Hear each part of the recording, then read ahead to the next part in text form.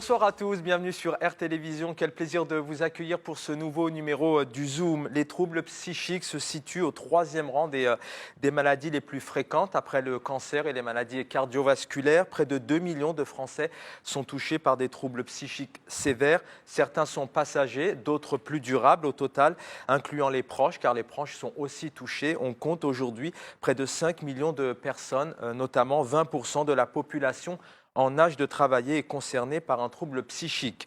Le 26 janvier dernier, la ministre de la Santé, Agnès Buzyn, présentait son plan d'action, notamment destiné à préserver les moyens de la psychiatrie en France. Parmi elles, des mesures de formation, une revalorisation des tarifs, plus de personnel, un accueil meilleur des patients. On en parle avec nos invités ce soir. Un Zoom donc en deux parties autour de la psychiatrie. Dans un premier temps, nous parlerons et nous évoquerons la psychiatrie en général et les maladies psychiques en France. Et dans une seconde partie, on parlera de ces maladies psychiques, notamment dans les cultures et dans le monde arabo-musulman. Avec nous, donc, 4 invités. Pour commencer, 2 invités sur ce plateau. Le docteur Seznec, vous êtes psychiatre. Bienvenue à vous, docteur. Bonjour, merci à vous. Merci d'avoir accepté cette invitation. À vos côtés, donc, pour cette première partie, elle est psychologue clinicienne interculturelle, vous donc notamment à Épinay-sur-Seine. Wihem Maghrebi, bienvenue à vous. Merci, Barakallahu salam alaikum. Merci pour cette invitation. Le plaisir est partagé. Dans une seconde partie, j'aurai le plaisir d'accueillir donc l'imam Hassan Bounemcha et il tient aussi un cabinet de Rokia à Aubervilliers. On aura le plaisir aussi de vous expliquer un peu ce que c'est que la Rokia, notamment pour les novices. Est-ce que ça marche réellement? Comment faut-il trouver un bon cabinet de Rokia, entre autres? Il vient d'avoir 26 ans, il s'appelle Jawad Lekfif, il est psychologue et il nous parlera notamment, lui, de son vécu, de ce stage au Maroc et puis aussi de cette expérience, de cette immersion qu'il a vécue aux côtés d'Hassan Bounemcha, notamment de son cabinet, pour avoir son regard. On va commencer avec vous deux. D'abord, on a le plaisir de vous rencontrer à cette journée de l'OMAS. Docteur Seznec, vous êtes intervenu notamment autour du burn-out, un retour après cette journée. Est-ce que il y a eu une écoute favorable, une belle perception? Oui, c'était une journée très belle.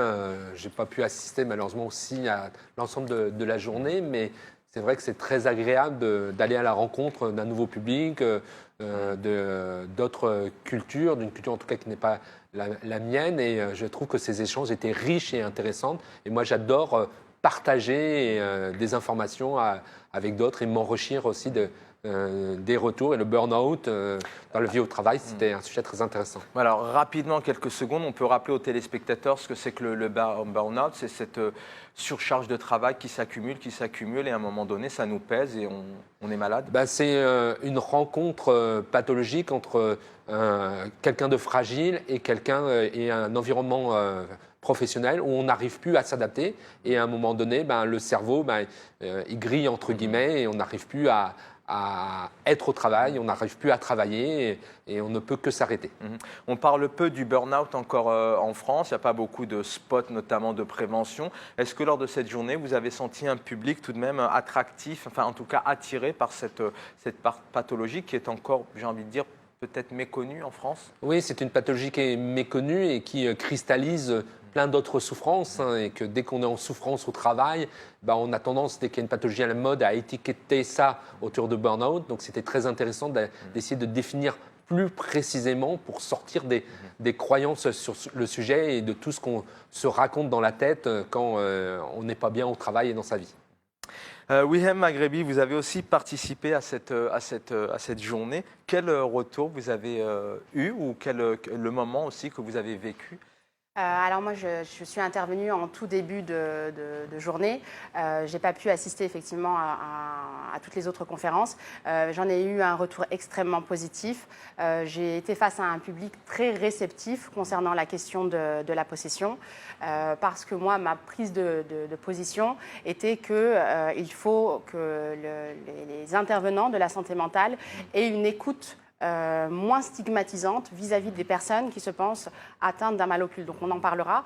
Mais en tout cas, j'ai eu énormément d'échanges avec les personnes présentes et j'en garde effectivement un très bon souvenir. C'est vrai que bon, moi j'ai eu le plaisir d'y assister, d'écouter le docteur Seznec et d'assister aussi à votre intervention. On en parlera tout à l'heure, mais vous étiez déjà animé dès vos premiers mots. Alors, plusieurs grèves ont eu lieu il y a quelques semaines, notamment à Rennes, des médecins, des psychiatres qui revendiquent plus de moyens, même si la ministre de la Santé, Agnès Buzyn, a annoncé quelques moyens supplémentaires. Est-ce qu'aujourd'hui, docteur Seznec, on peut parler d'une crise psychiatrique en France ? Oh, plus qu'une crise psychiatrique, hein, je pense qu'on va vers une crise sanitaire globale. J'ai d'ailleurs écrit un livre sur ce sujet qui s'appelle Médecine en danger, qui va nous soigner demain. Le système de santé évolue vers un système statistique et comptable qui ne tient plus compte de la relation humaine, et ce qui a entraîné une perte d'évocation des soignants. Et faute de soignants, il y a de moins en moins de personnes pour soigner les gens. C'est de plus en plus dur de trouver des infirmières. Il y a les médecins, il y a de moins en moins de médecins.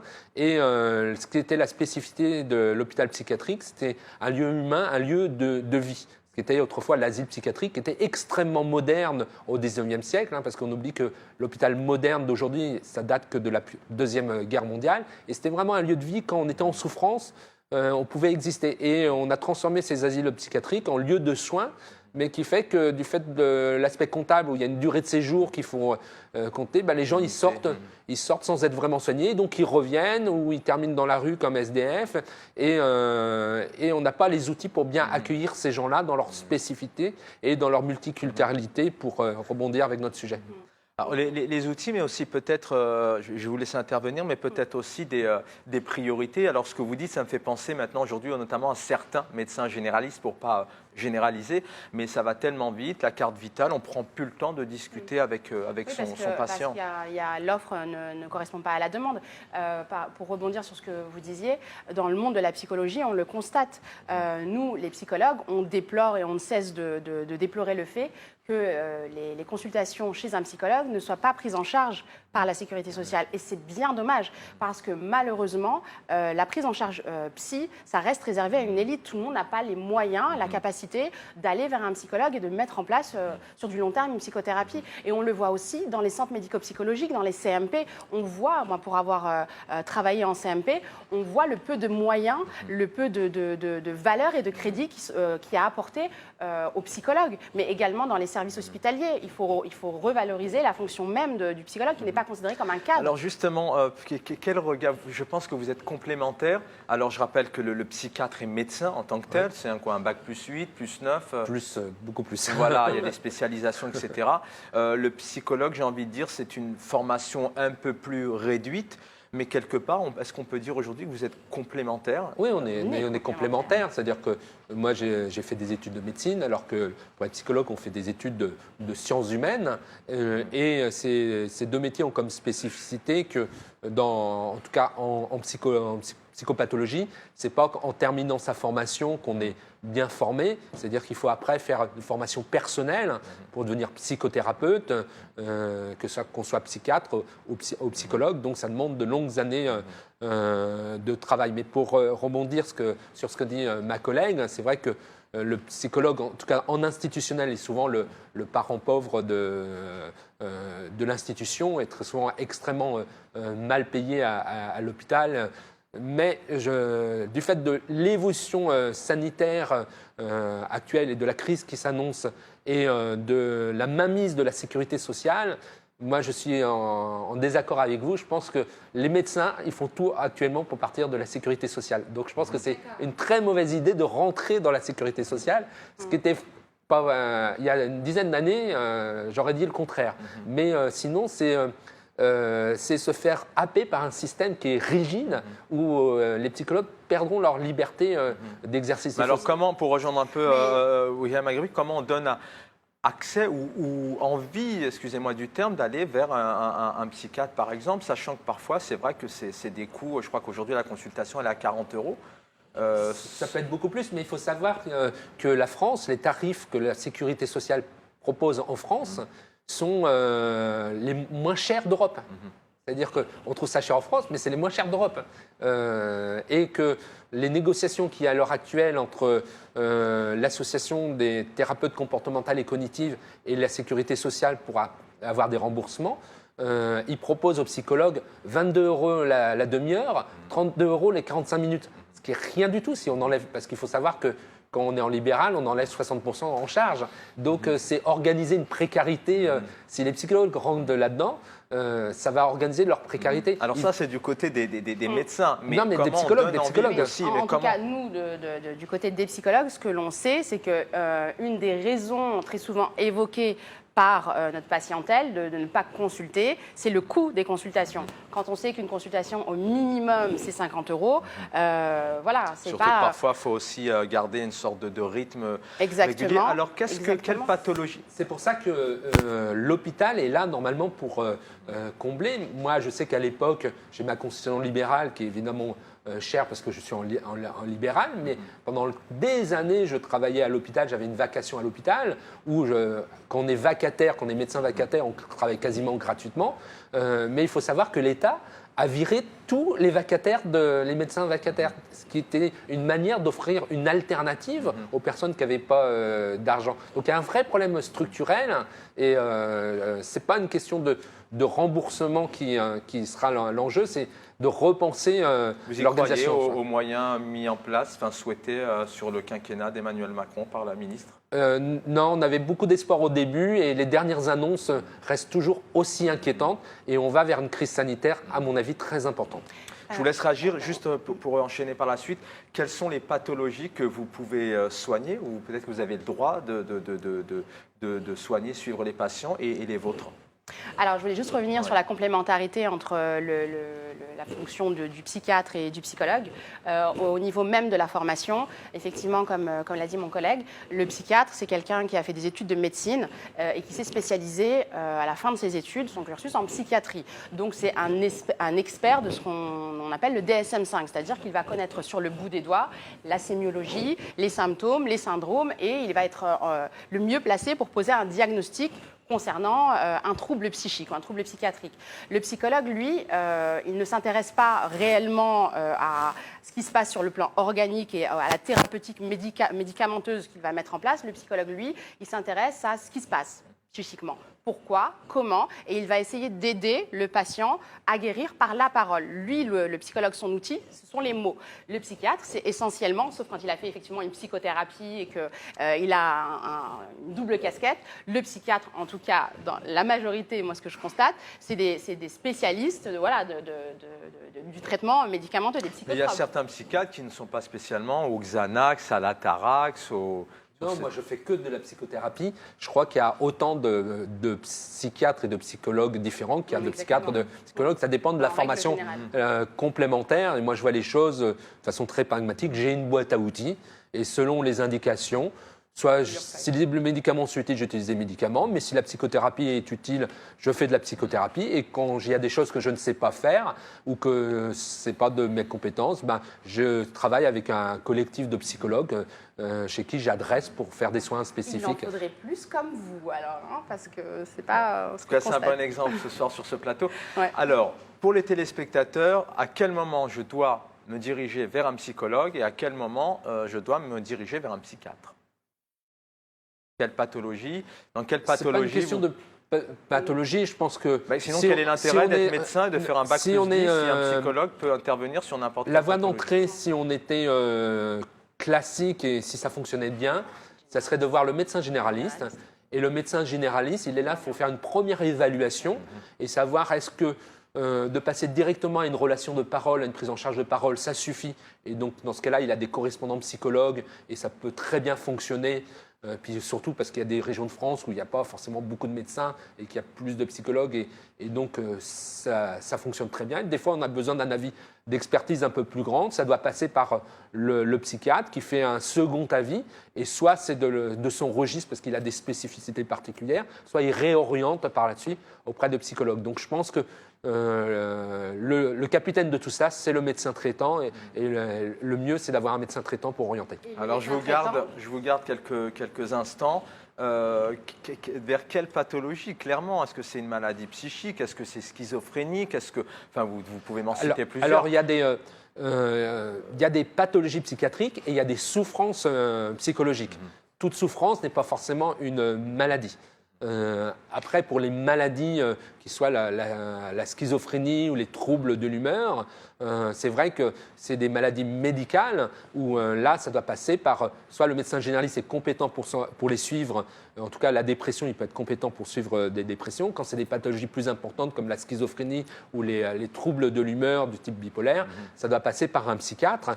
Et la plupart du temps, pour les maladies importantes, c'est mieux qu'il y ait un référent hospitalier parce que à l'hôpital, il y a des outils de psychoéducation, d'hôpital de jour, notamment pour les maladies comme la schizophrénie, qui sont utiles, que moi je n'ai pas en tant que psychiatre libéral, ce qui fait que en tant que psychiatre libéral, je m'occupe surtout de troubles anxieux, de troubles dépressifs, d'addiction, mais des pathologies beaucoup plus invalidantes, beaucoup plus douloureuses comme la schizophrénie, on est moins outillé, moins adapté pour ça. Alors, on va avancer. Maladie psychique, troubles psychologiques, maladie psychiatrique, on s'y perd. Définition. La maladie psychiatrique, c'est des vraies maladies identifiées qui sont liées à des dysfonctionnements neurobiologiques, neuronales. C'est le corps qui dysfonctionne et plus on avance, plus on repère les dysfonctionnements dans le cerveau, dans le métabolisme, et ça évolue en permanence. Tandis que dans la souffrance psychologique, c'est une difficulté d'être. Apprendre à être, c'est pas évident. Apprendre à gérer sa tension intérieure, c'est pas évident parce que vivre, ça génère de la tension et on peut trouver parfois des fausses bonnes solutions pour s'apaiser, notamment en mangeant, en buvant, en fumant, en se droguant, qui sont des solutions qui marchent bien parce que c'est vrai que si je suis en souffrance, la souffrance, c'est la cohabitation avec ses émotions et ses pensées. C'est pas facile de vivre avec ses émotions et ses pensées. Et si je prends du sucre, si je prends de l'alcool, si je prends de la drogue ou si je fume, tout de suite, ça va mieux. Ça marche immédiatement. Quelque part, une manière de pallier, mais ça de marche, fuir. oui, mais ça marche à très court terme. Ouais, et très vite, on devient dépendant et très vite, on ne sait pas vivre avec cette souffrance. Alors, une réaction là-dessus. Oui, alors par rapport à le positionnement entre aller vers un psychologue ou aller vers un psychiatre, effectivement, je suis complètement d'accord avec le fait que le médecin généraliste, il est le premier récepteur, il est celui qui le premier entend la souffrance du patient.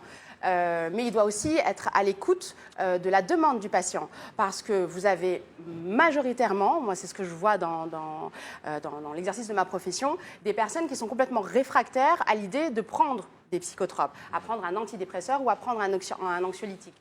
Donc il faut que le médecin fasse ce premier travail en amont de rassurer, d'expliquer et d'orienter en fonction de la gravité des symptômes qu'il peut constater, soit vers un psychiatre, soit vers un psychologue.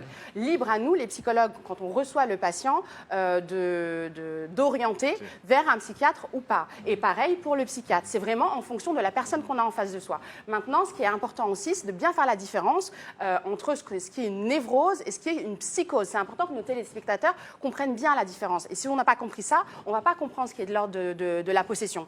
La névrose, c'est une personne qui a une souffrance psychique, qui a un mal-être psychique, qui a conscience de sa souffrance, mais qui est incapable de dépasser sa souffrance. Donc on va retrouver des addictions, on va retrouver des phobies, on va retrouver des TOC, des pensées obsessionnelles. On va retrouver en tout cas des symptômes contre lesquels la personne cherche à lutter, mais elle n'arrive pas à agir dessus. Et ensuite, vous avez la psychose. Dans la psychose, on a ce qu'on appelle une anognosie, c'est-à-dire la personne, elle n'a pas conscience de sa maladie mentale. Elle va présenter un délire ou elle va présenter des hallucinations, c'est-à-dire qu'il va y avoir pour elle une confusion entre la réalité et son monde interne. Les deux se mélangent. En fait, moi j'aime bien donner cet exemple. La personne psychotique, c'est quelqu'un qui vit à l'état d'éveil ses rêves. Vous voyez, quand vous dormez, que vous rêvez, que moi je viens par exemple et je vous touche et je vous dis réveille-toi, c'est l'heure. Votre esprit, c'est un mécanisme, va intégrer les stimuli et il va intégrer dans votre rêve le fait que je vous touche. Vous allez rêver quelqu'un vous touche ou qu'il y a une sonnerie dans le collège, voilà, pour vous maintenir à l'état de sommeil. Le psychotique, c'est exactement pareil. Vous n'arrivez pas à être en contact avec lui, alors ça dépend dans quel moment on le trouve, s'il est dans une bouffée délirante aiguë, s'il est dans une phase basse, vous n'allez pas réussir à entrer en contact avec lui. Donc quand vous avez quelqu'un qui est psychotique, il n'y a pas d'autre solution que de l'orienter vers un psychiatre. Il n'y a pas d'autre solution que de l'amener à une prise en charge psychiatrique. Maintenant, quand on a des personnes et peut-être là on va diverger, quand on a des personnes qui sont de bonnes névrosées, qui sont anxieuses, qui ont des troubles psy qui sont de l'ordre de la névrose, on peut les accompagner sans passer forcément par un traitement médicamenteux. Est-ce qu'on peut tous développer un jour un trouble psychique de la même manière où certains individus, certains patients se passent tout au long de leur vie d'un trouble psychique? Alors, il y a des prédispositions, des vulnérabilités. L'environnement, la famille. Des vulnérabilités génétiques, des vulnérabilités biologiques. Après, ce qu'on sait grâce à l'épigénétique, l'épigénétique, c'est nos comportements de chaque jour vont influer certaines pathologies. La dépression est en train de devenir la première pathologie mondiale et pourtant le gène de la dépression n'est pas apparu brutalement. Donc c'est toutes nos petites actions au cours de notre vie qui peuvent influencer notre état mental. Alors la dépression notamment, hein, c'est une des premières causes d'invalidité, notamment d'arrêt de longue durée, troubles psychiques, détérioration de la qualité de vie. Parfois même, malheureusement, on se retrouve à la rue et certains vont jusqu'au suicide. Alors une maladie organique, elle se soigne, on va dire, plus facilement. Est-ce que réellement on arrive à se sortir d'une maladie psychique, par exemple? Est-ce que vous avez des patients qui arrivent tout de même à s'en sortir et à ne plus revenir? Et des patients dépressifs qui arrivent simplement par la psychothérapie à sortir de leur maladie. Alors moi, j'aime pas, et sûrement je serai contredite, mais moi, j'aime pas parler de maladie quand on parle de dépression. Pour moi, la dépression, c'est une réaction de notre esprit face à des situations qui l'ont épuisé, fatigué. J'aime bien donner comme exemple, pour moi, la dépression, c'est un peu l'anémie sur le plan somatique. C'est pas parce que je suis anémiée que je suis foutue et que c'est la fin de ma vie. Il y a des personnes qui sont tout au long de leur vie bouffées par une dépression. Alors tout dépend de la qui dépression. Tout dépend de la dépression. Si on est dans une dépression endogène ou si on est dans une dépression réactionnelle. Les dépressions endogènes, si on est dans une psychose maniaco-dépression, c'est pas la même prise en charge qu'une patiente qui fait une dépression réactionnelle, donc une dépression exogène suite à un événement, une situation de vie, par exemple un deuil, un divorce, une perte d'emploi, une maladie chronique, des douleurs chroniques. La prise en charge ne va pas être la même. Quand on est face à des dépressions, et ça c'est mon positionnement, quand on est face à des personnes qui présentent une dépression réactionnelle, on n'a pas forcément besoin d'avoir recours au traitement médicamenteux. Maintenant, dans une bipolarité, c'est indispensable. C'est en ça que la réunion de l'OMAS c'était intéressant parce qu'on voit bien qu'il y a une prise en compte des avancées scientifiques qui est nécessaire et on n'en est plus à séparer maintenant la psychose de la névrose.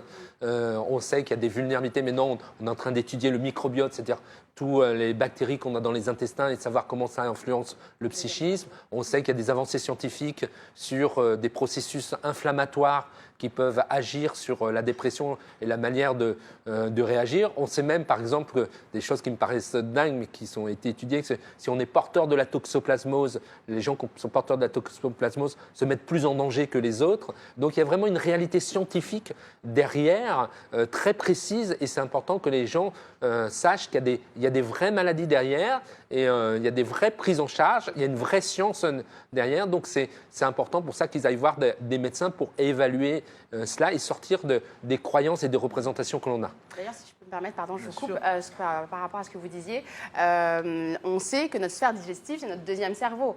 Et là, juste pour faire un lien avec le religieux, on sait que les personnes qui sont dépressives, elles ont une carence en sérotonine. Donc, le fait de manger des aliments qui sont très riches en acides aminés, ça va permettre la sérotonine pour nos téléspectateurs. C'est un neurotransmetteur, c'est l'hormone du bien-être. Je pense que vous pourrez le décrire mieux que moi. C'est un neuromodulateur avec la dopamine, la noradrénaline qui va moduler notre fonction cérébrale.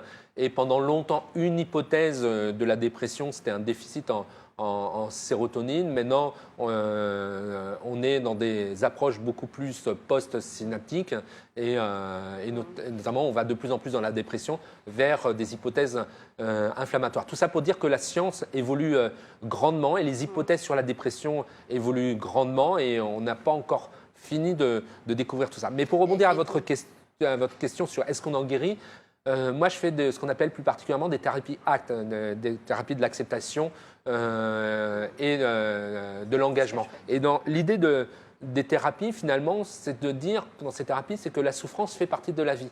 Donc, plutôt que de vouloir guérir, parce qu'en médecine, finalement, en dehors des maladies infectieuses, on guérit de peu de choses. C'est-à-dire que quand on a un problème cardiaque, on vit avec son problème cardiaque. Quand on est diabétique, on vit avec son problème diabétique. C'est d'apprendre à vivre avec cette vulnérabilité. Et on peut vivre très bien avec ces vulnérabilités anxieuses, ces vulnérabilités avec ses pensées. Moi, j'ai des patients qui souffrent de schizophrénie, qui ont très bien conscience de leur maladie et qui sont très bien en train de dire « Ah là, j'observe que ma tête me raconte des choses » et ils ont appris à ce qu'on appelle à se défusionner de leur machine à penser. On a tendance à vouloir se soigner de tout. Parce que les symptômes, c'est la réaction c'est le moyen que notre esprit a trouvé pour gérer un conflit psychique. Il faut parvenir effectivement avec nos patients à leur faire accepter et parfois même aimer en fait leurs symptômes parce que c'est une chance, c'est la solution que leur esprit a trouvée. Juste, je voulais revenir par rapport à notre sphère digestive qui est notre deuxième cerveau. Donc, on sait que les acides aminés sont des facilitateur en tout cas de la sécrétion de la sérotonine. Or, nous, dans notre tradition prophétique, il y a un aliment dont notre prophète ascensionnel nous a parlé, qui est la talbina, qui est un dessert à base de farine d'orge. Notre prophète ascensionnel nous a dit, manger de la talbina, ça dissipe une partie de la tristesse. Or, on sait que dans la dépression... Très sucré, non ? Après, ça dépend de comment vous la faites. Vous n'êtes pas obligé de mettre énormément de miel ou de sucre, mais en tous les cas, quoi qu'il en soit, il nous a dit manger de la talbina, ça dissipe une partie de la tristesse. La tristesse étant une des émotions premières dans la dépression. La talbina, donc la farine d'orge, c'est très riche en acides aminés. Donc voilà comment, déjà plus de 1400 ans en arrière, il nous a donné un moyen en fait pour agir sur notre dépression. On y reviendra tout à l'heure, notamment parce que les musulmans ne sont pas précurseurs notamment de ces soins, notamment psychiatriques. Le regard de l'autre, est-ce qu'aujourd'hui on peut dire que les psychiatres, c'est pour les fous ? Non, parce que le terme fou, c'est un terme littéraire qui n'existe pas. Les préjugés existent tout de même. Est-ce qu'aujourd'hui, on a plus de difficultés à dire à son voisin ou son collègue de travail « je vais chez le psychiatre », alors souvent on dit « est-ce que tu te fais suivre ?» C'est un peu les préjugés. Ça évolue beaucoup, et puis c'est extrêmement culturel. Quand vous êtes dans l'armée américaine et que vous dites à votre supérieur « je ne vais pas bien en ce moment », vous avez des points en plus parce que vous avez su bien vous évaluer. Donc c'est vraiment quelque chose de très culturel et ça change. En France, l'inverse. Ça change de plus en plus. Par exemple, j'ai eu une conférence par le service médical d'Air France et ils ont un espace d'écoute et d'expression où chacun peut parler de ses difficultés professionnelles et c'est valorisé. Et donc, tout doucement, finalement, on se rend compte que les êtres humains sont que des humains, qu'on n'est pas des robots, on n'est pas parfait. Et ça fait partie de la thérapie de laisser de la place à sa vulnérabilité. C'est toute la beauté de l'être humain, c'est notre vulnérabilité et de sortir de cette lutte contre cette vulnérabilité. Alors, j'enchaîne sur la prochaine question. Est-ce qu'on peut prévenir de ces maladies ? Vous pouvez y répondre notamment William Maghrebi, mais pour revenir aussi à ce que vous disiez, on a vu le cas, la polémique autour d'Orange, notamment à l'époque, avec notamment ces suicides. Est-ce que dans le milieu professionnel, entre autres, il y a d'autres entreprises qui ont été victimes de cette problématique, mais est-ce que dans le milieu professionnel, comme vous le disiez avec les États-Unis, est-ce que les patrons, les PDG mettent des moyens, des cellules de crise ou d'écoute en tout cas ? Alors moi, je ne sais pas exactement comment les choses se passent dans le professionnel. Mais... J'ai longtemps, j'avais monté une société de consultants où on mettait en place des espaces d'écoute et d'expression en cas de restructuration d'entreprise et fermeture de site parce que la vie professionnelle est sur des cycles de plus en plus rapides, des transitions sociales de plus en plus rapides et qui demandent aux gens des compétences pour s'adapter. On a gagné en liberté. Mais le prix de cela, c'est que les gens doivent individuellement développer des compétences pour s'adapter. Et donc, il y a plein d'entreprises qui font des choses pour aider les gens à traverser ces transitions sociales. Après, c'est comme les êtres humains. Il y a des êtres humains bienveillants et des êtres humains qui sont égocentriques ou indifférents. Et bien, il y a des entreprises bienveillantes et il y a des entreprises égocentriques. Donc, c'est très disparate. Donc, il faut faire attention aux croyances qui construisent des théories du complot, comme quoi les patrons sont forcément méchants, sont forcément mauvais. C'est extrêmement disparate. Après, pour avoir été dans une réunion sur des managers internationaux, c'est vrai qu'il y a une difficulté peut-être en France dans la formation des managers pour mieux prendre en compte cet aspect Ça humain. s'émancipe un peu aujourd'hui, Oui, hein, ils mais- sont plus coachs, etc. Il y a de plus en plus de psychologues du travail et de toute façon, ça, on le sait, que la bonne santé mentale d'un employé va forcément avoir une sur, incidence sur son rendement sur le plan professionnel. Donc, Un employé c'est heureux tout ça. travaille mieux. Bien Exactement. sûr. C'est donc- Oui, à Maghrebi, quels sont vos patients? Ils sont jeunes, féminins, masculins, mères de famille, papa, étudiants? Alors, je reçois aussi bien des enfants que des couples, mais c'est majoritairement des jeunes femmes entre, oui, c'est ça, 20 et 50 ans, entre 20 et 50 ans. Et c'est essentiellement des femmes, puisque je ne reçois pas les hommes en consultation. Merci à tous les deux. On va passer donc à la deuxième partie.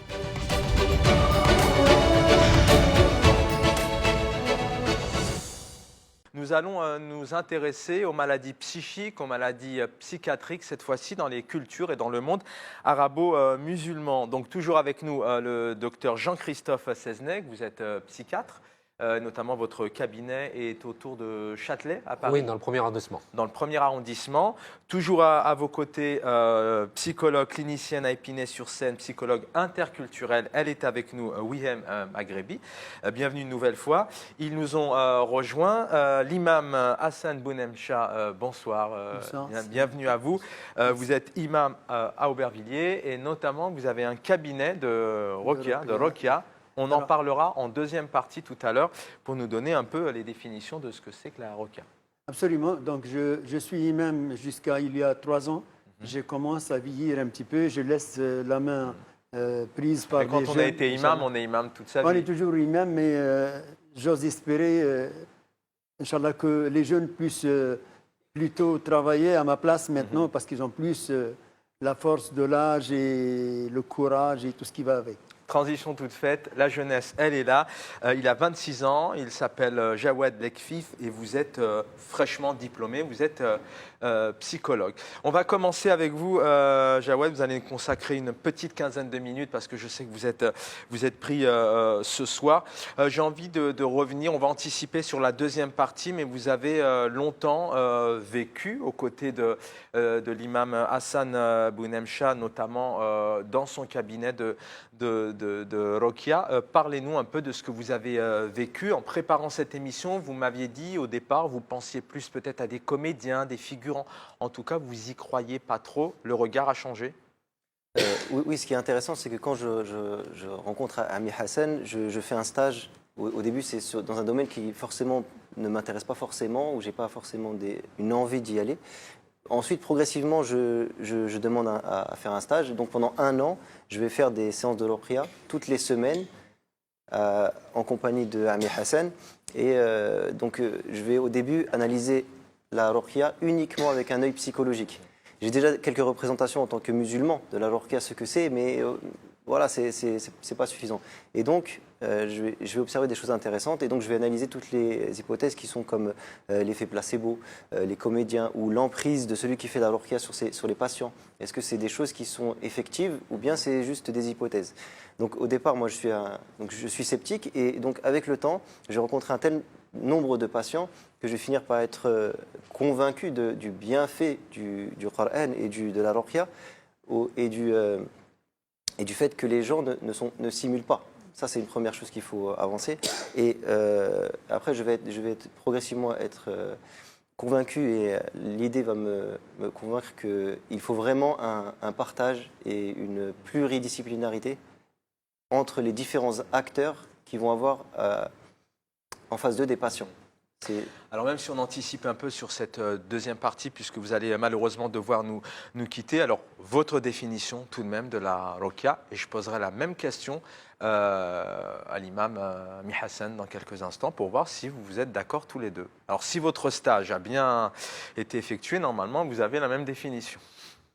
La définition que je trouve la plus intéressante, c'est la demande de guérison.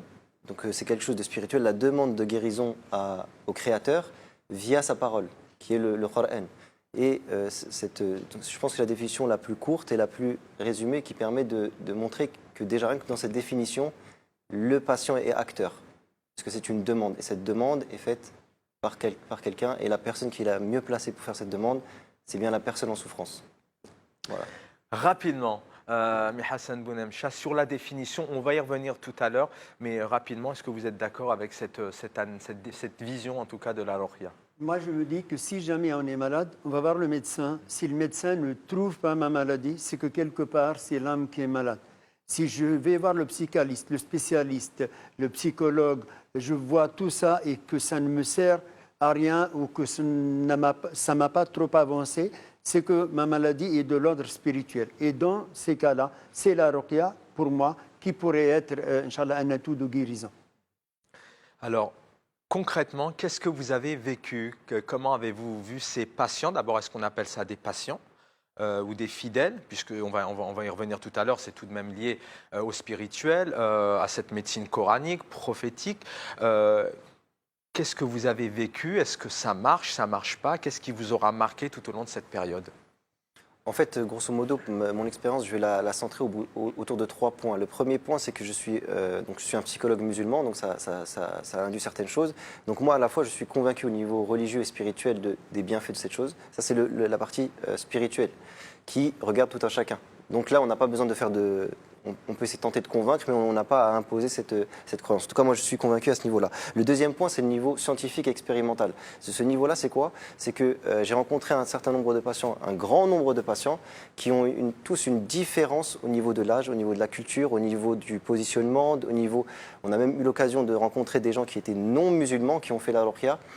Et c'est intéressant. Donc, on peut être non-croyant, non-musulman et faire appel à la ruqya? Il y a des gens qui font cette expérience, qui sont curieux, etc. Et c'est très intéressant. En tout cas, grosso modo, moi, l'expérience qui m'a marqué, c'est quoi? C'est que les gens viennent avec des représentations. C'est-à-dire ils pensent qu'ils sont malades spirituellement ou pas. Ou le contraire, ils pensent qu'ils ne le sont pas du tout et ils n'y croient pas, par exemple. Et le déroulement de la ruqya va créer quelque chose qui va les dépasser. Et lorsque cette chose-là va les dépasser, ils vont arriver vers un nouveau monde, on va dire le monde plus de l'occulte, qui s'impose à eux. Et des fois, vous avez des gens qui disent le contraire. Ils disent non, moi je suis touché par le monde occulte. Et quand ils arrivent sur place, on leur dit bah non, vous n'avez rien. Ça ne concerne pas le domaine de l'occulte, mais vous êtes plus... vous avez plutôt un problème, peut-être ça peut être familial, ça peut être psychologique, etc., médical des fois.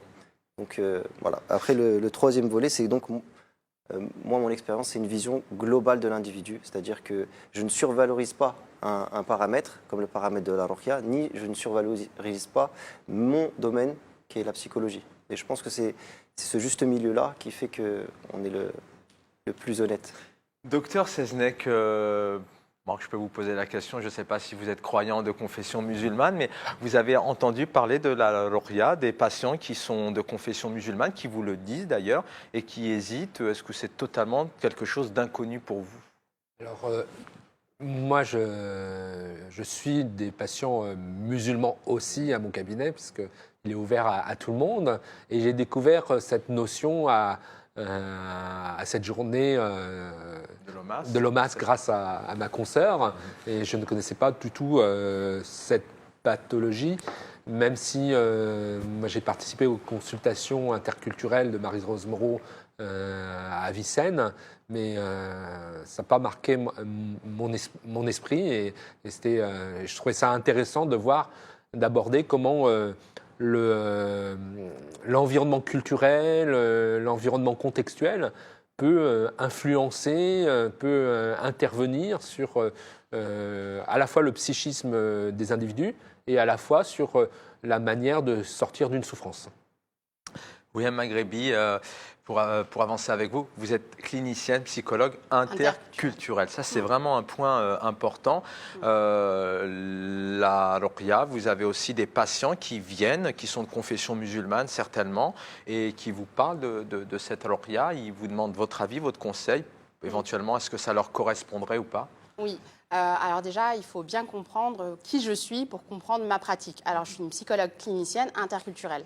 Ce qui veut dire que, en tant que psychologue clinicienne, je vais au chevet du malade, c'est-à-dire que je ne suis pas dans une position d'ascendant, celle qui sait, et le patient est en demande. Je suis là où il souffre, donc je l'accompagne dans sa souffrance. Voilà pourquoi, moi, depuis 10 ans, je n'ai aucun mal à assister au ROCA avec mes patientes, à être avec elles et les accompagner dans cette forme de thérapie.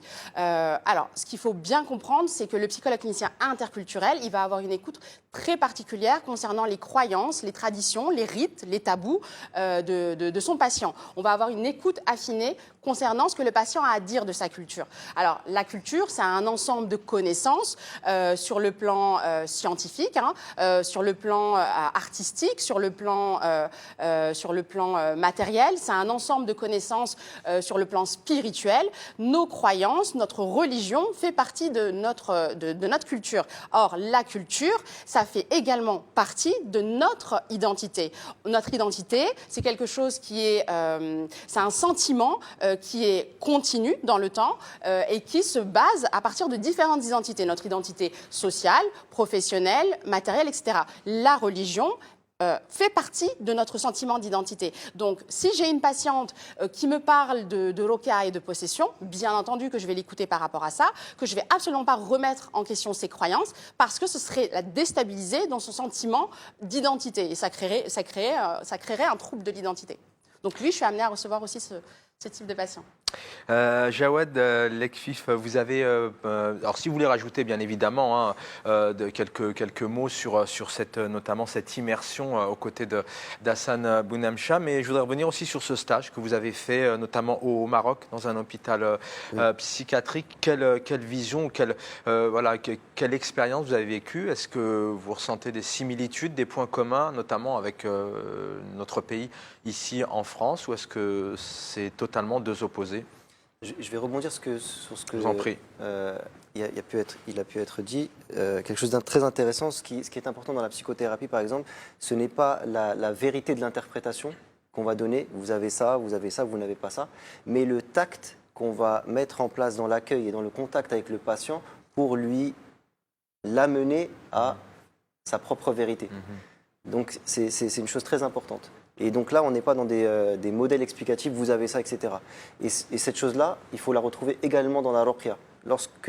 Parce que dans la ruqya, j'ai pu avoir des patients qui m'ont confié qu'ils sont rentrés dans un cabinet et la personne lui a dit « vous avez ça ». Cette chose-là, fait partie de... Ces torts-là, on peut les trouver dans la psychologie et on peut les trouver dans la ruqya. Alhamdoulilah, avec Amir Hassan, j'ai pu rencontrer cette ruqya du juste milieu, équilibrée, où on accueille le patient et on l'écoute premièrement et on le questionne sur les problèmes potentiels au niveau familial, les problèmes sociaux, les antécédents médicaux. C'est-à-dire qu'on pose des questions sur cela. Ça, c'est une chose qui est peut-être difficile à trouver. Et on peut avoir aussi des moments d'écoute juste entre la personne qui fait la ruqya et la personne qu'on peut appeler un patient. Et donc, pour revenir à l'expérience du Maroc, c'est très intéressante. En fait, ils importent des outils théoriques avec lesquels je suis plus ou moins d'accord. Après, ça me regarde, mais il y a une fracture, en tout cas, ce que j'ai remarqué par exemple avec les patients qui parlent de ruqya, par exemple dans l'hôpital psychiatrique. Donc moi, j'étais dans un centre hospitalier universitaire de Marrakech. Par exemple, quand j'ai discuté avec le personnel, ils disaient la ruqya, ça les regarde. On s'en préoccupe pas. On s'en préoccupe pas. Particulier pour un pays arabo-musulman. C'est l'intérêt c'est ce qui est un peu intéressant, c'est que ils importent des modèles théoriques au niveau, mais sans prendre en compte justement le culturel que ma voisine avait dit, d'où son importance. Donc il y a une importation et une fracture avec la croyance du peuple. Donc à ce moment-là, au niveau thérapeutique, pour moi, il y a une faille énorme. Et donc les patients à qui on pouvait échanger ont pu se plaindre aussi des dérives de la ruqya au Maroc. Il y en a un peu partout, comme dans tous les domaines. Et moi, ce que je voudrais dire, c'est que moi, ce que je trouve le plus important, on se plaint du charlatanisme, etc. Et souvent, on reproche aux patients d'avoir une mauvaise mentalité, d'avoir des mauvaises représentations. C'est déjà un jugement de valeur. Mais je pense que l'une des choses qui est responsable aussi de ce charlatanisme, c'est le manque de communication et le manque de pluridisciplinarité. Pluridisciplinaire, c'est vraiment la communication, le partage de différentes compétences pour être comme l'a dit, vous l'avez très bien dit, être au service, au chevet du patient. Avant de vous quitter, parce qu'il est l'heure, vous avez aussi vécu une expérience en Tunisie, je crois. Oui, j'ai fait un stage de plus de 2 mois à l'époque au sein de l'hôpital de Razi Manouba. Alors sans généraliser, parce que je pense qu'au Maroc, vous avez vécu une expérience, mais sans généraliser avec le pays, ça existe. Je vous voyais un peu hocher la tête. Alors, donc comme je vous le disais, j'ai fait un stage au sein de cet hôpital psychiatrique. On avait les mêmes modèles de référence dans la lecture de la souffrance du patient, c'est-à-dire qu'effectivement, on se basait sur des théories analytiques diverses. Par contre, moi, dans l'expérience que j'ai eue, j'étais très active durant mon stage. Au contraire, il y avait une vraie écoute par rapport aux croyances des patients. On avait des patients, je me souviens très bien, qui s'étaient auto-diagnostiqués possédés par un djinn amoureux ou possédés suite à une sorcellerie. À aucun moment, le psychologue, et encore moins moi, on a remis en question cette lecture en fait, de sa souffrance. Bien au contraire, moi, ce que j'ai pu constater à ce moment-là, c'était que les patients qui se pensaient possédés, ils avaient une meilleure prise en charge par la famille, ils étaient beaucoup mieux entourés, soutenus, accueillis, acceptés dans leur souffrance psychique que ceux qui étaient considérés, stigmatisés comme étant simplement des fous, entre guillemets, et vous l'avez très bien dit, le terme de fou n'existe pas pour nous. Donc au contraire, le fait qu'on pose le diagnostic, entre guillemets, de possession, ça permettait sur du long terme à avoir un meilleur pronostic d'évolution que les patients pour lesquels, dans ces pays-là, on n'avait absolument pas posé le diagnostic de possession. Tout simplement parce que ces patients-là, ils sont vus comme des victimes. Ce n'est pas leur faute. Dès l'instant où c'est des victimes, on a à notre disposition des outils, des moyens pour les soigner. Donc, on est dans un devoir, une obligation de les contenir et de les maintenir dans l'intrafamilial. En tout cas, c'est moi l'expérience que j'en ai eue. Jawad Lekfif, avant de vous libérer, vous me donniez une définition en off tout à l'heure du psychologue. C'est vraiment sur le terrain qu'on apprend et qu'on devient psychologue. Donc le psychologue, ça fait partie de devenir psychologue. C'est comme l'on dit, vous l'avez dit tout à l'heure en première partie, c'est vraiment c'est les sciences humaines. Donc il y a le mot humain déjà dedans. Donc quelqu'un qui sort de l'université a un bagage, des outils, des choses intéressantes à partager, à mettre en place, des pistes de réflexion. Ensuite, il va se confronter à une réalité avec des personnes vivantes qui ont des histoires complexes. Donc il va falloir qu'il fasse avec. Donc s'il rejoint une position très dogmatique, très rigide, il peut faire beaucoup de mal. Il peut faire énormément de mal aux gens, au-delà de leur faire du bien. Sauf si les gens qu'il reçoit rejoignent son dogme ou sa façon de réfléchir. Mais sinon, s'il est au contact des gens et qu'il analyse sa propre pratique, il peut avec le temps, amener beaucoup de choses très, très positives. Et en tout cas, pour rebondir sur l'expérience de ma voisine, vraiment le pluridisciplinaire, j'avais pu discuter avec un professeur avec moi à l'université, il disait le pluridisciplinaire, ce n'est pas l'accumulation de connaissances. Parce que l'accumulation de connaissances, c'est quoi? C'est vous mettez dans un même endroit, dans une même pièce, tous les différents corps de métier. Ça, c'est une illusion de la pluridisciplinarité. La pluridisciplinarité, c'est plus au même endroit mettre des gens avec des compétences différentes et créer un groupe de réflexion au service des autres. Ça, c'est la véritable pluridisciplinarité. Et donc, il va falloir faire un travail, je pense, dans l'avenir. J'espère m'inscrire dans ce travail. Des psychologues, notamment musulmans, psychiatres musulmans et non musulmans, afin de faire un tri au niveau des théories, au niveau de ce qu'on prend, qu'est-ce qu'on met en place, et afin de créer vraiment un cadre pour que les gens ne soient pas les victimes, ni même les jeter comme ça au pâture au lion pour prendre juste parce qu'ils sont en souffrance. Là-bas, c'est que le patient, lui, il a un problème. Donc lui, il va chercher solution et généralement chez autrui. Donc si vous êtes bien parti déjà à votre âge, vous en parlez avec beaucoup d'expérience.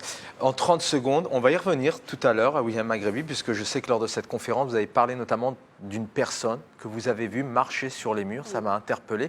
Mais y a-t-il une expérience que vous avez vécue dans le cabinet d'Hassan Bounemcha qui vous aura marqué, un moment fort avec un patient?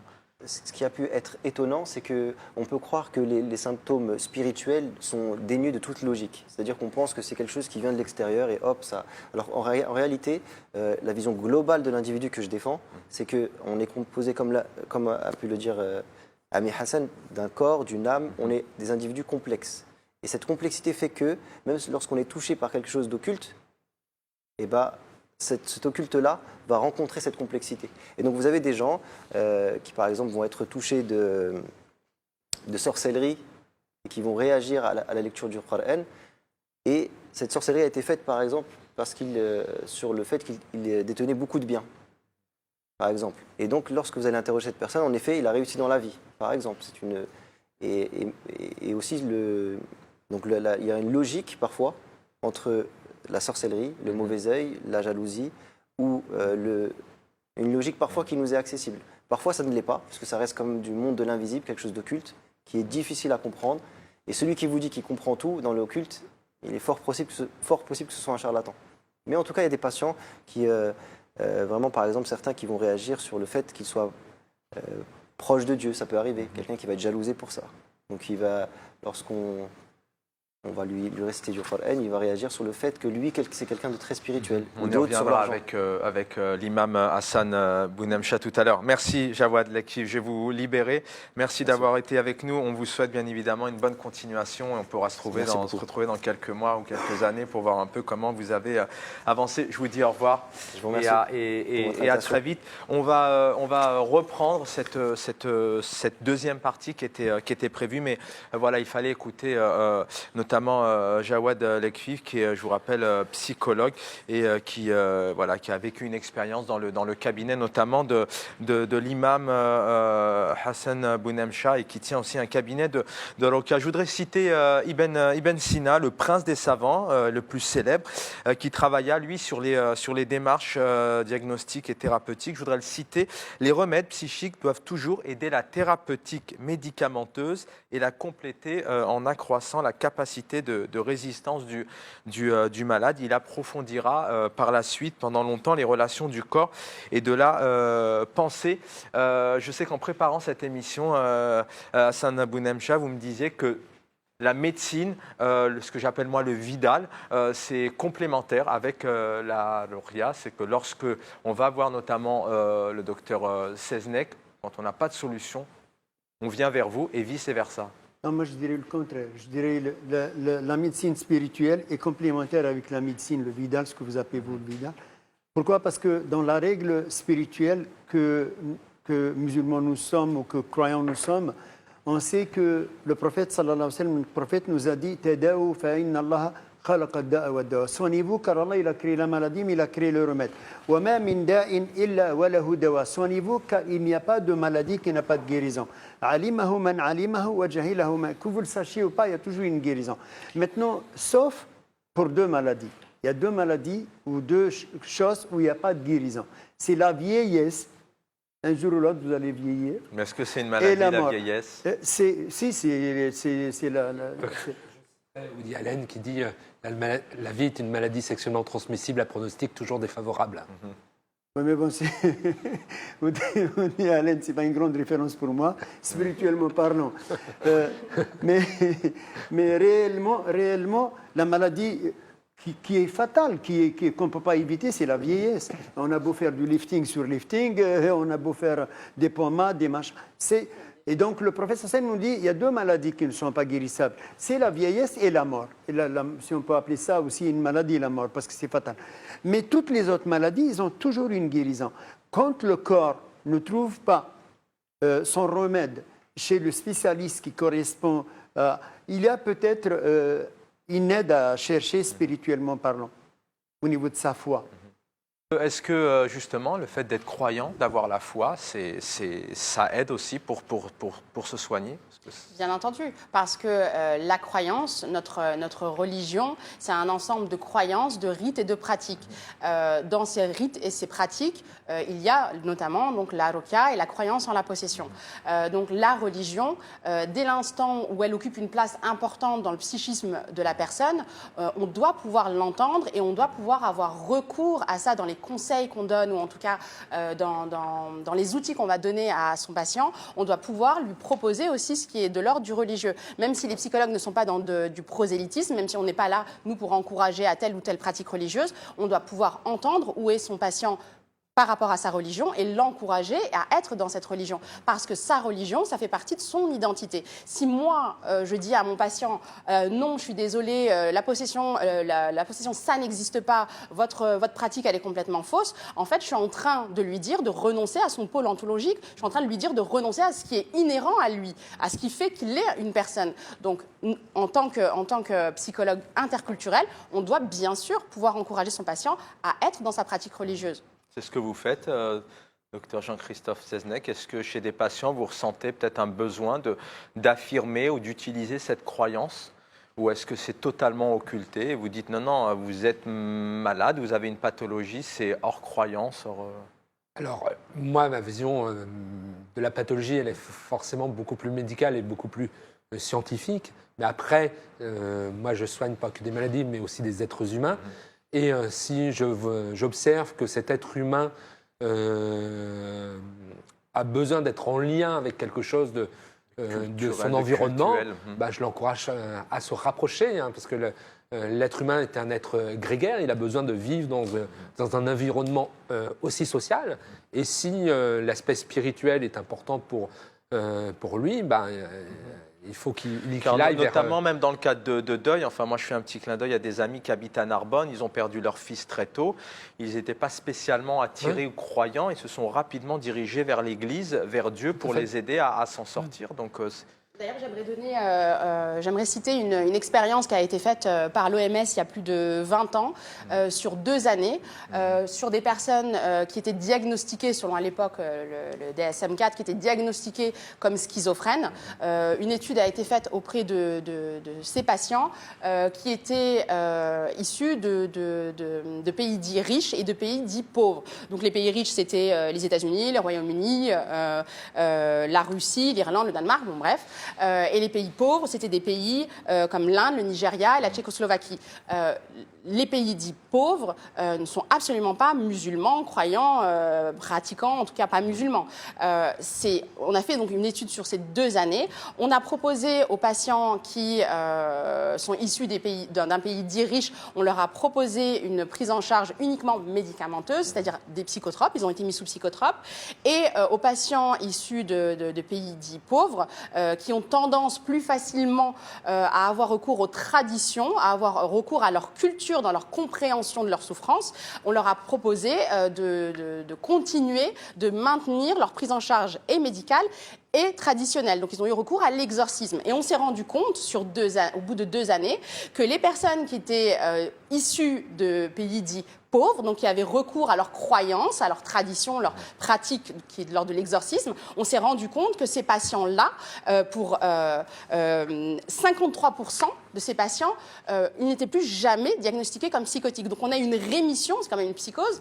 Voilà, on s'est rendu compte que ces patients n'étaient plus jamais malades, ce qui n'était absolument pas le cas des patients qui étaient issus de pays dits riches.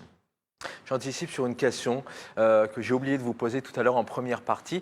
Est-ce qu'on est plus en dépression? Est-ce qu'on est plus atteint de maladies psychiatriques ou psychiques dans les pays en voie de développement ou dans les pays notamment riches qui sont plutôt stabilisés? Est-ce que dans ces pays en voie de développement, on est plus avec soi-même, on a plus des valeurs humaines? Je n'ai pas connaissance de différence. Hein. Notamment l'épidémie de dépression touche le monde entier. Après, ça prend des visages différents, c'est-à-dire la symptomatologie prend des visages différents selon la culture, notamment dans la culture occidentale catholique, la culpabilité est plus importante comme symptôme que dans d'autres cultures, mais la souffrance est la même dans tous les pays, c'est juste le visage et l'expression de celle-ci qui changent.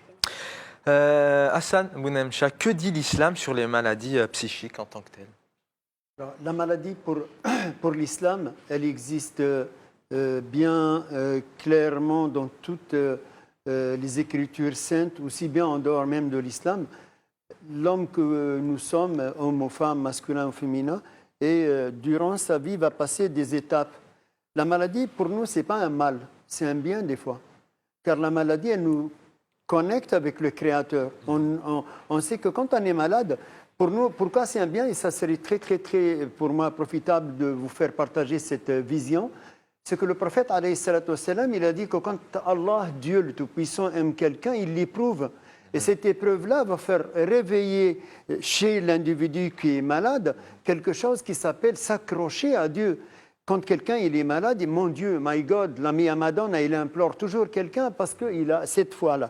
Cette foi-là va réveiller en lui une, on va dire, connexion avec le Créateur, mais il y a autre chose. Ce que le prophète sallam il a dit, quand quelqu'un il tombe malade, dans notre compréhension spirituelle, c'est que la maladie, elle vient d'Allah, elle vient de Dieu.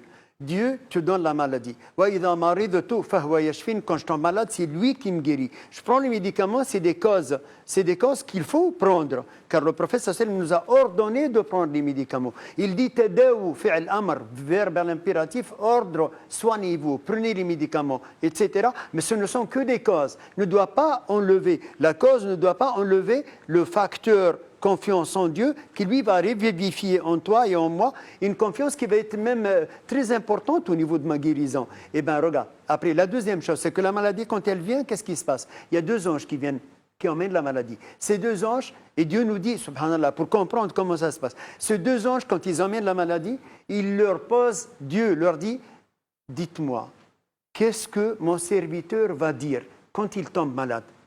Et les anges, mais lui, il le sait. C'est pour que nous, on puisse comprendre comment ça se passe dans le monde céleste. Il dit, regardez qu'est-ce que mon serviteur va dire. Et quand on est malade et qu'on est musulman, musulmane, croyant, croyante, on dit Alhamdulillah. Souvent, tu trouveras cette phrase chez toutes les personnes qui sont malades. Alhamdulillah. Combien de personnes viennent vous voir?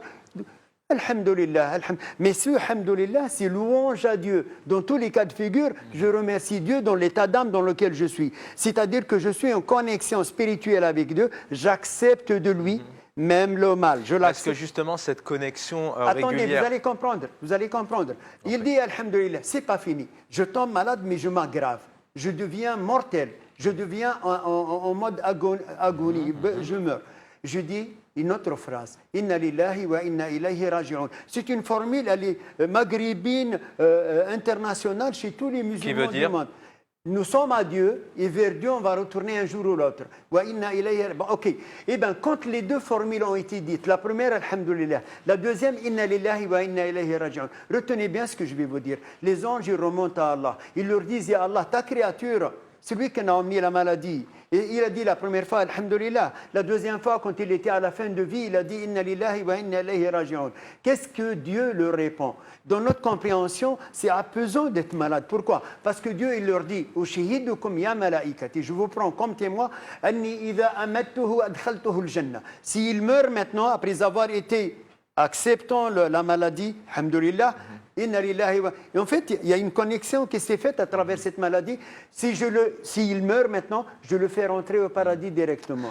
Mais justement, cette connexion, est-ce qu'à un moment donné, elle est avec tout le respect que je dois et qu'on doit aux téléspectateurs de confession musulmane, croyants, croyantes, est-ce qu'à un moment donné, cette connexion, à un tel niveau dont vous la décrivez, est-ce qu'à un moment donné, elle n'occulte pas notamment une prise de conscience de maladies médicales, scientifiques en tant que telles?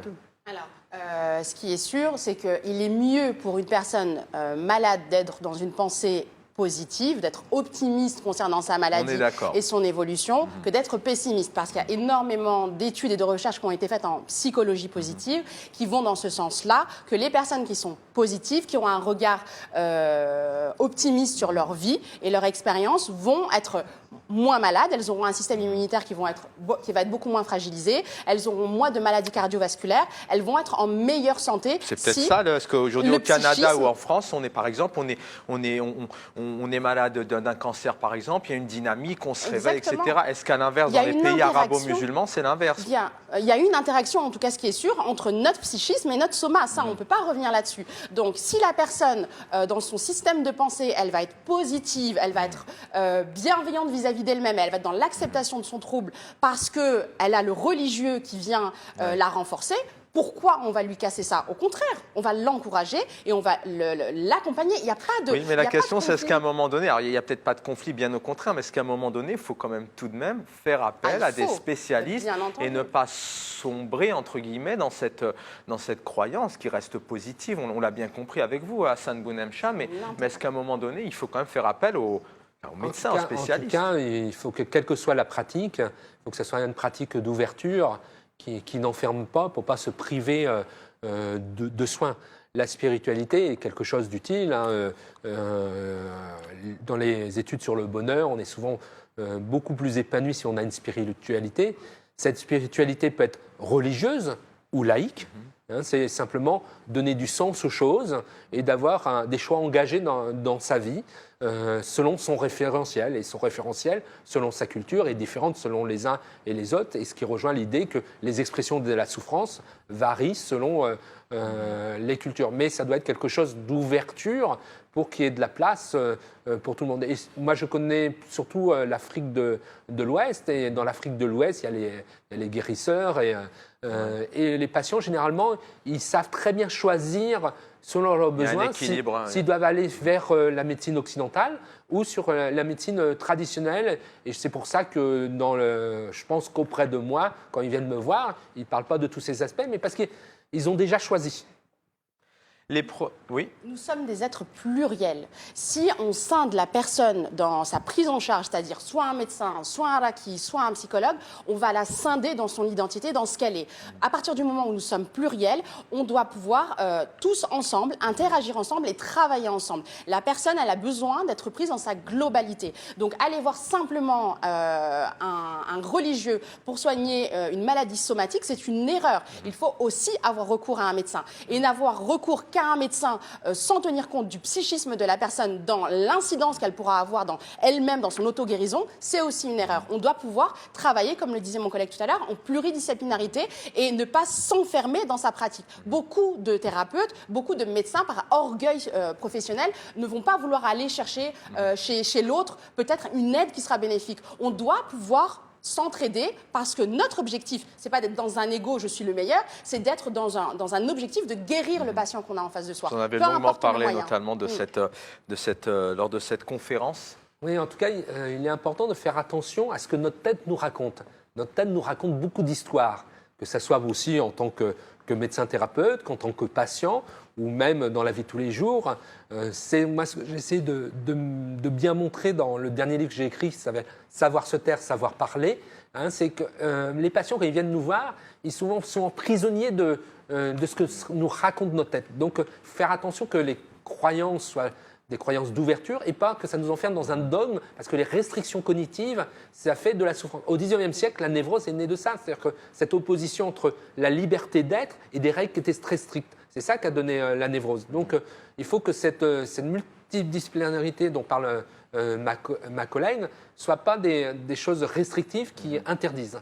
Alors comment, je sais que quand on veut aller notamment faire une psychothérapie, aller à la rencontre d'un psychiatre ou d'un psychologue, dès les premières minutes, d'abord, il faut bien sentir. Est-ce que c'est le bon endroit pour moi? Alors, qu'est-ce qu'un bon psychiatre? Qu'est-ce qu'un bon psychologue? Et je vous poserai la question tout à l'heure.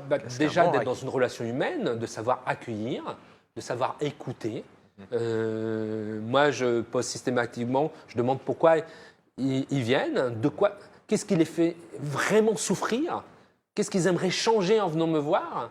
Et je leur donne toujours la possibilité de me poser des questions pour être sûr que... Ce que font pas tous les psychothérapeutes. Qu'on est bien ensemble. Et puis après, je les laisse choisir s'ils ont envie de revenir ou pas.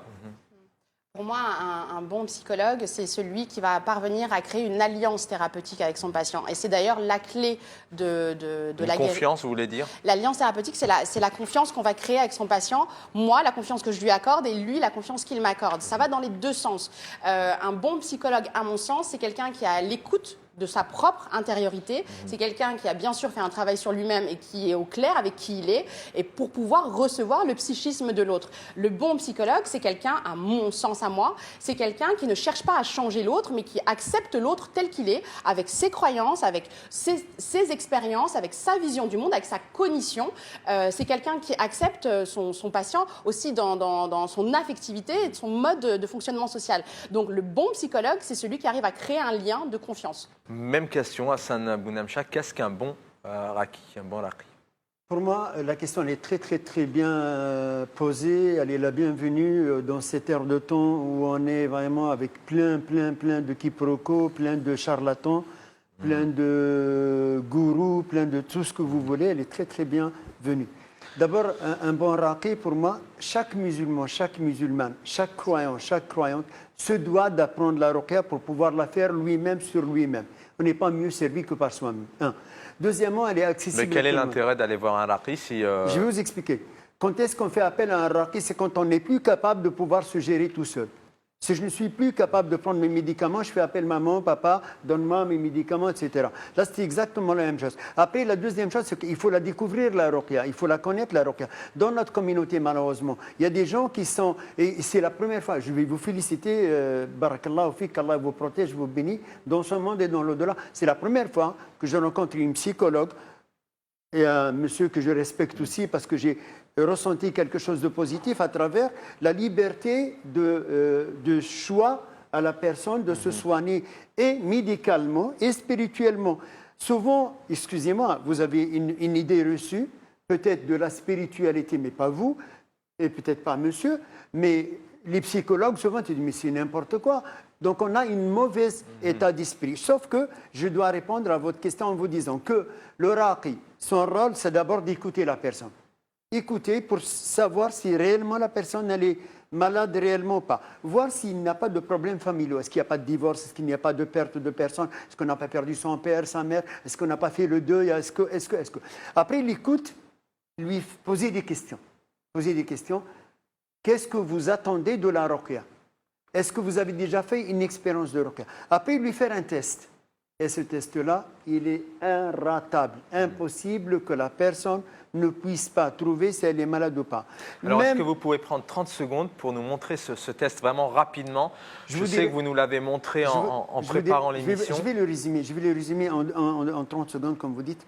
En fait, quand on est malade, on a dit tout à l'heure, nous avons 4 maladies. La mauvaise onde au niveau du regard de quelqu'un, al-ayn, mauvaise onde négative émise par le regard. On a vu quelqu'un, monsieur, il a de très beaux yeux. On n'a pas dit masha'Allah, vous avez des très beaux yeux. Merci.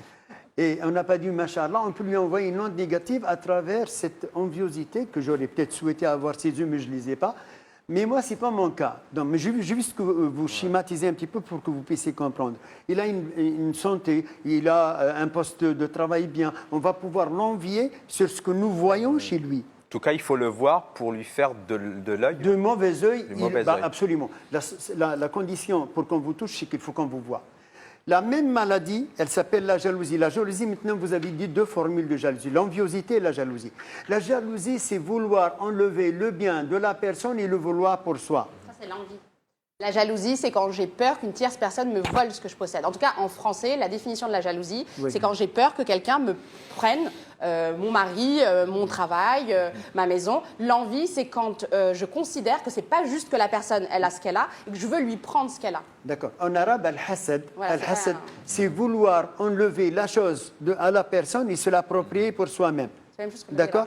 C'est ça en arabe. Maintenant, al-ayn, c'est le mauvais œil. Ayn, c'est 3 lettres. Ayanoun, 3 lettres. En arabe, ayn, dire mauvais œil, c'est 3 lettres. Al-hasad, hasada, c'est pour faire le test. Hasada, c'est 3 lettres. Il y a 4 maladies de l'âme. La première, ayn, mauvais regard.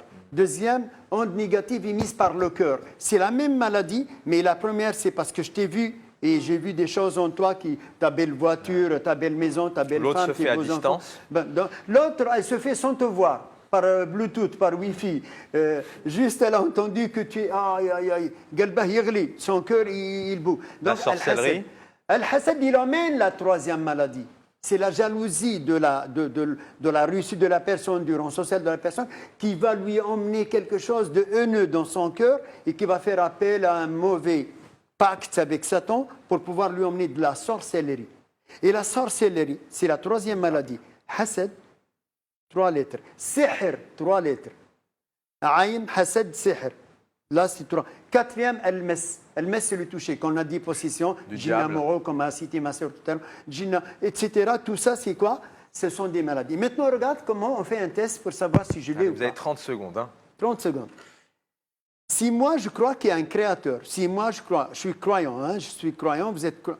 Je parle au cas où on est croyant. Je ne parle pas de cas de quelqu'un qui n'est pas croyant, parce que ce n'est pas logique de faire appel à quelque chose, sinon on n'y croit pas. Je suis croyant, je crois qu'en Dieu, il y a toute la science, le savoir, etc. Mais je vais lui demander, en lui disant, oh mon Dieu, si je suis malade, moi, si je suis malade par une de ces 4 maladies, Allahumma in kana bi ayn, ya Allah, si j'ai une onde négative émise par le mauvais regard, ya Allah, fais-le-moi ressentir. Parce que Allah, lui, il dit, ça, c'est une conviction quand on est croyant. Mais quand on est croyant branché, connecté, qu'on sait que Allah, il dit, il aime qu'on lui implore, qu'on lui demande. Je dis, ya Allah, moi, j'ai des doutes que j'ai un mauvais œil. Ya Allah, Allahumma shfini, bishifa, guéris-moi, soignez-moi. Mais regarde si déjà j'ai l'aïn. Le mot aïn, si je l'ai, je ne vais pas me sentir bien. J'ai le hasad, je dis à Allah, si j'ai le hasad, fais-le-moi ressentir. Je vais me sentir pas bien. Le mot aïn, mais en plus, je voudrais juste attirer votre attention sur ce test. Pourquoi? Parce que si j'ai dit à un monsieur, c'est un bel homme, ça fait plaisir ou ça ne fait pas plaisir? Ça fait plaisir. Et si je dis il est moche, ça fait mal au cœur, même s'il n'est pas si moche que ça. En fait, un mot a fait plaisir, un autre mot a cassé le cœur. Je veux que vous sachiez que le mot aïn, s'il existe réellement Si on en le toi, ressent, tu vas le ressentir. C'est le mot hasad, il existe en toi, le mot jalousie, il existe en toi, tu vas le ressentir. Le mot sihr, il existe en toi, tu vas le ressentir. Le mot toucher du diable, mes, tu vas à partir du moment où on le ressent, c'est que là, je suis atteint après, quelque toi-même, part. non, après là, toi-même, tu sais qu'est-ce que tu as comme maladie. Mais comment on fait quand on est face à des personnes qui ne sont absolument pas en connexion avec leur monde intérieur? Comment on fait avec des personnes qui se sont dissociées dans leur vie de leur monde intérieur? C'est-à-dire des personnes qui ne se sont pas intéressées à leurs émotions, à leurs souffrances, à leurs difficultés. Des personnes qui sont dans ce qu'on appelle l'alexithymie, c'est-à-dire l'incapacité à identifier ses émotions, à les analyser, à les verbaliser. Comment on peut lui dire qu'est-ce que tu as senti quand lui, il ne sait pas. Ouais, il ne sait pas ce qu'il ressent. Il faudrait reconnecter les gens. C'est comme si tu as perdu Et donc, le il faut réseau. faire un travail thérapeutique en amont. Absolument. Vous, votre travail à vous. Vous, votre travail à vous. Comme vous l'avez dit, très très bien expliqué tout à l'heure. C'est quand il y a un problème psychiatrique, vous l'envoyez au psychiatre. Et quand le psychiatre voit un problème psychologique, il l'envoie au psychologue. Moi, je dirais que nous, on se doit se compléter tous. On se doit d'envoyer la personne à l'endroit qu'il faut. Si vous estimez que spirituellement parlant, il lui faut une connexion un petit peu... et ça, il n'y a que l'œil spirituel qui voit s'il en manque. Mais si par exemple quelqu'un qui n'est pas spirituel, quelqu'un qui n'est pas... Il ne peut pas y penser à ça. Il peut même négliger complètement le côté spirituel. En tout cas, on a bien compris, on a bien cerné cette complémentarité qu'il y a ce soir. Et c'est vrai que sur Air Télévision, on essaye toujours d'avoir des complémentarités avec nos invités. C'est le cas notamment de cette émission Point commun où on a parlé notamment du sacrifice et de la souffrance. Alors, il nous reste quelques minutes avant de revenir notamment sur la ruqya et puis le spirituel dans ces maladies psychiques. On va revenir sur ces participants qui étaient lors de cette journée à l'OMAS. Et vous allez voir que pour certains, c'est un sujet complexe. Pour d'autres, celui qui pratique la ruqya est soit un imam, un thérapeute, parfois même un exorciste. On écoute et on se retrouve tout de suite après. Pour moi, la ruqya, c'est un imam. Enfin, oui, pour moi, ce serait un imam qui, pour soigner un individu qui souffre de troubles psychologiques ou possession, etc., qui va en fait transmettre la parole de Dieu, donc le Coran, à seul but de soigner. Pour moi, il n'y a pas de commerce à faire là-dessus, parce que c'est juste transmettre une parole divine qui est commun à tous, et il n'y a aucune compétence particulière ni d'interprétation, c'est vraiment transmission, comme si on disait on transmet un alphabet. Donc, la ruqya, c'est une séance qui consiste en fait avec le rakir, donc le thérapeute en fait est face au malade qui lui récite en fait des versets du Coran dans le but de l'aider à mieux se sentir par rapport à ses symptômes ou ses plaintes. Je suis thérapeute en santé également, je côtoie des gens qui ont des plaintes. Et souvent, quand on les traite dans un point de vue de la médecine conventionnelle, on ne trouve pas de solution pour eux. Ils se sentent pas écoutés par rapport à leurs plaintes. Et alors qu'il y a un autre aspect qu'il faut aborder à travers cette population musulmane, c'est plutôt le côté de foi, la spiritualité, qui doit être pris en charge, je pense, dans la santé aussi également, qui pourrait les soulager par rapport à leurs troubles psychiatriques. En fait, le roca, c'est un peu comme un exorcisme, tout simplement. En fait. Après, selon les croyances de chacun, c'est un exorcisme qui viendrait retirer les démons qui nous posséderaient ou non, ou autre. Voilà, tout simplement. C'est tout nouveau en fait, le raki avant ça n'existait pas forcément dans ces terminologies-là. Il y a quelques années, il n'y a pas si longtemps, c'était l'imam en fait le raki. Donc c'était quelqu'un qui avait la connaissance du Coran et de la lecture du Coran et des versets. Aujourd'hui il y a tout un, je pense, parce qu'il y a un marché. Il y a comme un retour au spirituel, il y a des gens qui sont dans cette espèce de quête et il y a cette espèce de phénomène qui est nouveau du raki qui pousse un petit peu partout. Et c'est quelqu'un qui normalement, logiquement, parce que finalement il y a aussi tout un truc underground un peu où les rakis sont pas très bien formés, mais normalement c'est quelqu'un qui connaît les versets coraniques et même le Coran dans son entièreté et ça c'est rare. Et voilà. La roquia, c'est un sujet complexe, c'est quelque chose qui est pratiqué depuis très longtemps, mais avec des formes, des intervenants assez différents. Après, il faut savoir qu'il y a beaucoup de gens qui aujourd'hui profitent de cette roquia, de la pratique de la roquia, pour faire une sorte de business. Donc il y a les gens qui... alors en islam, il faut savoir deux choses. C'est qu'on croit aux anges et on croit également aux djinns. La possession par rapport au djinn, c'est quelque chose qui est décrit, mais qui reste très marginal, extrêmement marginal. Donc voilà, il y a beaucoup de gens qui jouent sur ça, qui amplifient le phénomène et qui profitent des gens en fait au final pour leur extirper de l'argent, alors que pour nous la relation entre le musulman et Dieu, elle est directe, sans aucun intermédiaire. Alors, un raqi, imam, exorciste. Peut-être d'abord dire que l'imam, c'est celui qui préside la prière. C'est celui qui a le plus de connaissances sur le plan du Coran. C'est celui qui maîtrise le Coran, qui maîtrise les règles du tajwid et qui est le plus sachant concernant le Coran. Normalement. C'est pas forcément un shir, c'est pas forcément quelqu'un qui a une science, qui a fait des études de sciences islamiques, à mon sens. Alors, vous parlez de raqi? Là, vous parlez de non, raqi, de l'imam. Alors, qui peut être raqi? Est-ce que... L'imam, il y a une règle. L'imam, pour être imam, normalement, il faut que ça soit ahfadukum li kitabillah. C'est celui qui connaît plus le Coran. Et quand on connaît le Coran, on ne connaît pas uniquement la lecture du Coran, mais on connaît aussi l'interprétation de chaque verset, le sabab al-nuzul, la cause de la révélation, etc. Un imam, si on veut prendre un imam en considération qu'il soit bien comme il faut qu'il ait le Coran complet, il faut qu'il ait la connaissance de hadith, etc. Maintenant, si on prend l'imam d'Europe ou l'imam de France ou l'imam Taïwan, l'imam tout ce que vous voulez, ce n'est pas la même chose. Maintenant, l'imam, il y a une règle. Il faut que, pour qu'il soit imam, il faut que lui-même il soit pieux, il essaye d'être pieux, mais on est toujours des êtres humains, on peut monter, descendre. Mais il y a une règle. Au niveau de la ruqya, il ne faut pas obligatoirement un imam. Il faut que vous ayez, si je vous dis quelque chose de simple, chaque musulman peut elle-même faire la ruqya. Avec le plus fort verset du Coran, Ayat al-Kursi, le verset du trône, verset 255 dans la sourate 2 al-Baqarah. Ou alors la sourate al-Fatiha, c'est encore le plus fort que Ayat al-Kursi. Ami Hassan, c'est plus fort que Ayat al-Kursi. Les savants unanimement, ils te disent que la Fatiha, 7 versets de première sourate, de 114 sourates, c'est la première. Donc la ruqya, elle est accessible à tout le monde.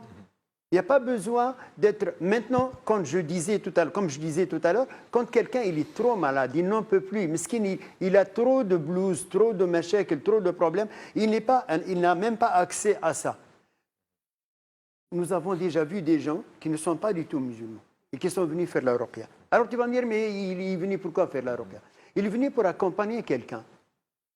Ou elle est venue pour accompagner quelqu'un. Et je jure sur Allah le Tout-Puissant, j'ai des vidéos, je pourrais vous les montrer, mais en privé. où la personne qui est venue accompagner quelqu'un qui n'est pas musulman, qui n'est pas malade, il dit « je ne suis pas malade, je suis venu juste pour accompagner parce qu'on ne prend pas cette personne toute seule ». Ok. Eh bien, la personne qui est venue accompagner, qui est athée, elle lui dit « je suis athée, non, non, non ». Elle réagit beaucoup plus que la malade. Alors ça, par contre, ça peut se justifier par la psychologie. Ça peut se Moi, justifier je veux par la bien. psychologie. Parce qu'il y a ce qu'on appelle la suggestibilité hypnotique. Il y a des personnes qui sont plus facilement capables d'entrer en transe, d'entrer dans une espèce d'état psychique où elles vont avoir des attitudes, des comportements qui sont attendus par l'ensemble des personnes qui l'entourent. L'anxiété également, c'est une situation qui est anxiogène, la ROCA. L'anxiété, le fait d'avoir plein de personnes autour de soi, de voir des choses bizarres, de voir une langue qu'on ne comprend pas, et ben cette anxiété, c'est ce que je vous dis, cette anxiété, pour certaines personnes, ça va générer des symptômes plus que d'autres. On a des personnes qui sont sujettes à l'épilepsie, on a des personnes qui sont sujettes, qui ont des personnalités histrioniques, on a des personnes qui sont borderline, elles auront des réactions qu'elles-mêmes n'arrivent pas à s'expliquer, mais qui n'ont pas forcément de lien, pour le coup, avec le religieux. Merci à tous les trois. Vous allez le mot de la fin. Quel conseil vous donneriez à ces patients, à ces téléspectateurs qui aimeraient aller à votre rencontre en 30 secondes? Moi, je dirais que la première des choses, quand on est malade, on va voir un médecin. Si le médecin ne trouve pas votre maladie, il n'a pas de guérison au niveau de maladie, il faut aller voir le spécialiste de la maladie.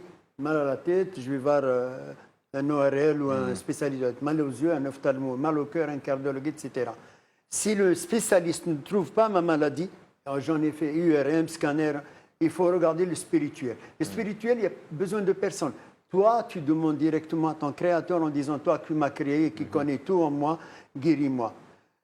C'est le conseil que je donne à tout le monde, de revoir un tout petit peu sa position avec son créateur. Alors, vous avez les doubles casquettes, le conseil en tant que psychologue, clinicienne, et puis peut-être d'un côté. En tant que croyante. D'abord, ce qui est sûr, c'est qu'en tant que croyante, c'est un acte de foi que de dire que les djinns existent et que la possession existe. Pour moi, oui, ça existe, c'est une réalité. J'ai été témoin d'énormément de choses, mais non, ce n'est pas systématique. Il faut arrêter de généraliser et de mettre de la possession sur le dos du djinn ou...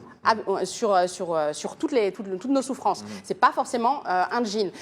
Également, le conseil que je donnerais, c'est à nos téléspectateurs, c'est que vous êtes le premier, vous êtes la personne la première à pouvoir avoir en vous vos capacités d'auto-guérison. Vous êtes la mieux placée pour vous connaître et pour vous soigner. Et je rejoins Ami Hassan dans ce qu'il nous disait, qui est que la Ruqya, c'est vous directement avec votre Seigneur. La Ruqya, ce n'est ni plus ni moins qu'une invocation.